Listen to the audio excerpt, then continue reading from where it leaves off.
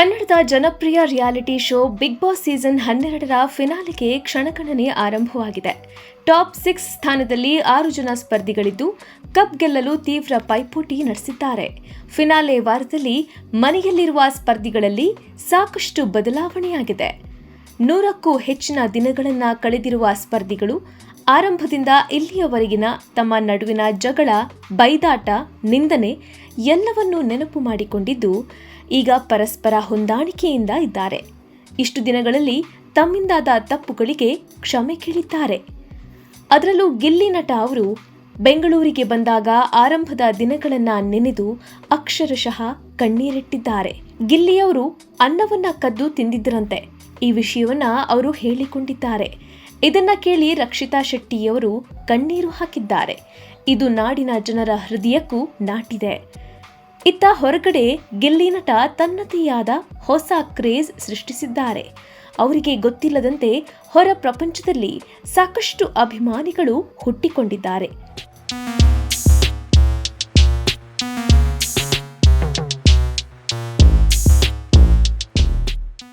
Big Boss winner ಅವರೇ ಆಗಬೇಕೆಂದು ಅನೇಕರ ಆಸೆಯಾಗಿದೆ. ಅದರಲ್ಲೂ ಗ್ರಾಮೀಣ ಭಾಗದಲ್ಲಿ ಗಿಲ್ಲಿ ನಟನ ಕಟ್ಔಟ್, ಬ್ಯಾನರ್ ಹಾಕುವ ಮೂಲಕ ಭರ್ಜರಿ ಪ್ರಚಾರ ನಡೆಸುತ್ತಿದ್ದಾರೆ. ಸೋಷಿಯಲ್ ಮೀಡಿಯಾದಲ್ಲಿ ಪ್ರಮೋಷನ್ ಕೂಡ ಮಾಡ್ತಿದ್ದಾರೆ. ಅನೇಕ ಸೆಲೆಬ್ರಿಟಿಗಳು ಕೂಡ ಗಿಲ್ಲಿ ಪರ ಓಟ್ ಕೇಳ್ತಿದ್ದಾರೆ.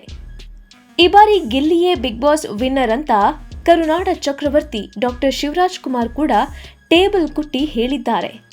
ಇದೀಗ ಬಿಗ್ ಬಾಸ್ ಕನ್ನಡ ಸೀಸನ್ 11ರ ವಿನ್ನರ್ ಹನುಮಂತು ಕೂಡ ಗಿಲ್ಲಿ ಪರ ವೋಟ್ ಕೇಳಿದ್ದಾರೆ.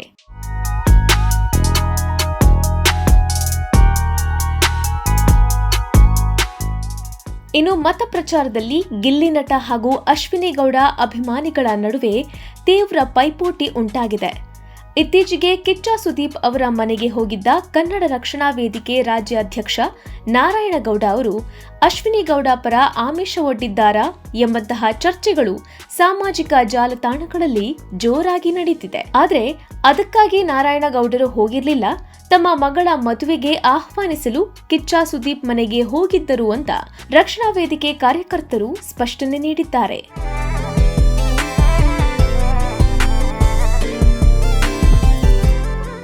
ಇನ್ನು ಕೆಲವರು ರೂಪೇಶ್ ರಾಜಣ್ಣ ಬಿಗ್ ಬಾಸ್ಗೆ ಹೋದಾಗ ಪ್ರಚಾರ ನಡೆಸಿದ ರಕ್ಷಣಾ ವೇದಿಕೆ ಕಾರ್ಯಕರ್ತರು ಈಗ ಯಾಕೆ ಅಶ್ವಿನಿ ಗೌಡ ಪರ ಪ್ರಚಾರ ನಡೆಸುತ್ತಿದ್ದಾರೆ ಅಂತ ಪ್ರಶ್ನಿಸುತ್ತಿದ್ದಾರೆ.